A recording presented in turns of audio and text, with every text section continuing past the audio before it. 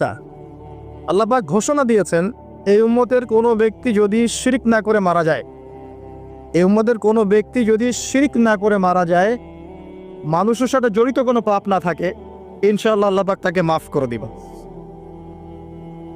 আর এই সূরা নিসার আয়াতটাও এটাই প্রমাণ করছে।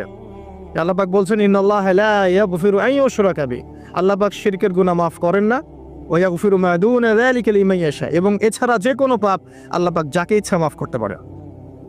আল্লাহ পাক পরম করুণাময়, অসীম দয়াল। এক ব্যক্তি 100টা খুন করেছিল, 99টা খুন করার পরে, এটা বনু ইসরাইলের ঘটনা, এটা গল্প নয়, কেচ্ছা কাহিনী নয়, সত্য ঘটনা। সে তওবার সুযোগ খুঁজছে, তওবা করা যাবে কিনা। খুঁজতে খুঁজতে খুঁজতে একজন আবেদের কাছে গিয়েছে। আবেদ মানে যে ইবাদত করে কিন্তু জ্ঞান নাই।